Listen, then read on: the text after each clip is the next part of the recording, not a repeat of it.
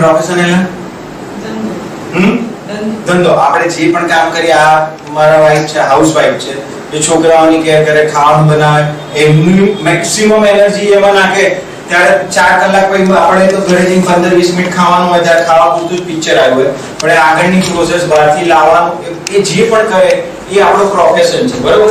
આ પ્રોફેશન, આ પ્રોફેશનમાંથી જેનો પ્રોફેશન છે એમાંથી એની વસ્તુ નહીં આવે તો મને પ્રોફેશનમાંથી જે મળવું જોઈએ બિઝનેસમાંથી એ ના મળ્યું તો મને મજા ના આવી, મારી લાઈફમાં સ્ટ્રેસ ક્રિએટ થયા કે કંઈક ને કંઈક થયું, મારા એમની જોડેના રિલેશન બગડ્યા, મારો એટલો ટાઈમ બગડ્યો, મારું એટલું ટાઈમ મન બગડ્યું, સેમ લેવલે બોડીને ક્યાંક ને ક્યાંક ઇનડાયરેક્ટલી ઇફેક્ટ થઈ.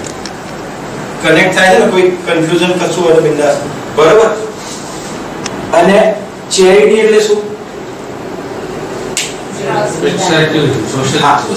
એક્સ્ટ્રા એક્ટિવિટી જેના માટે આપણે આયા છે, એ અલ્ટિમેટ ગોલ આપણો જે પણ છે, આ વૃદ્ધાશ્રમનું સરસ કામ કરે છે, સાયકોલોજીસ્ટ છે, કોઈને ડિપ્રેશન હોય તો એનું સેવા આપે છે.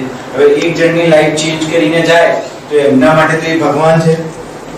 કોઈ નેગેટિવ માણસ પણ એવું હોય કે એ બીજા બહુ બધા માટે ભગવાન હોય. એક્ઝામ્પલ તરીકે દાઉદ ઇબ્રાહિમ હોય તો કોકને એને એટલું બધું આપેલું હોય કે એની લાઈફમાં આપણા સારા આપણે કહેવાતા સારા માણસો પણ કદાચ એમને એટલું ના આપી શકીએ, એટલે એના માટે ભગવાન તરીકે આવે, બરોબર? એટલે આ ચેરિટી છે ને, આ સૌથી મોટો રોલ કરે છે.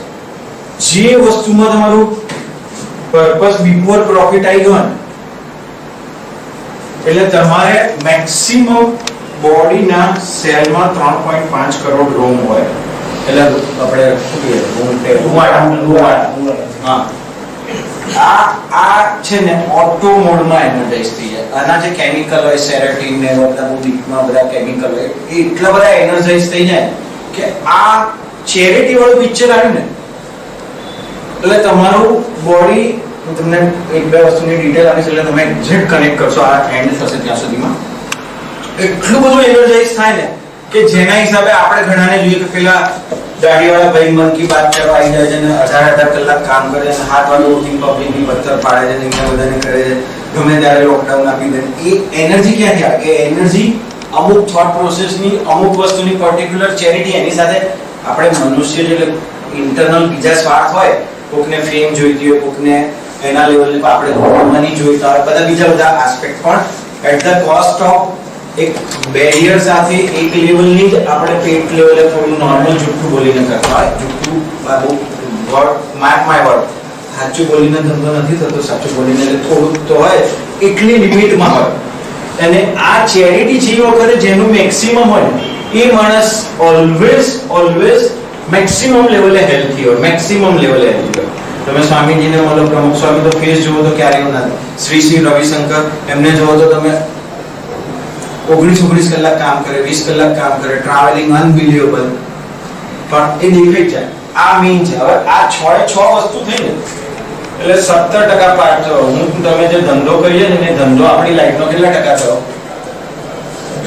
કેટલા ટકા? આ 17 ને થોડા વધારે કહ્યા, 17 છંગ 102 થાય એટલે 2% પાછા વધી ગયા આમાંથી. એટલે આ 17% પાર્ટ માટે હું તમે કેટલા ટકા કામ કરીએ? 100%. કહેવાનું 100%. હા, કહેવાના 100% માં તો પાછા 150% આપીને 100% નથી કરતા. Again what I mean to say, you understand? Yes.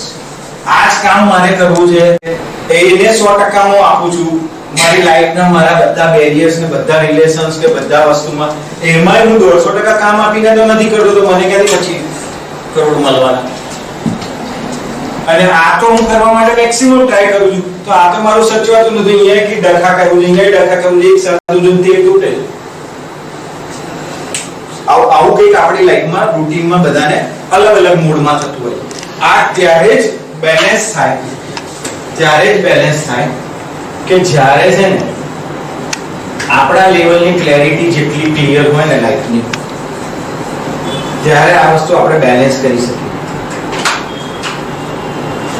હવે આ બધા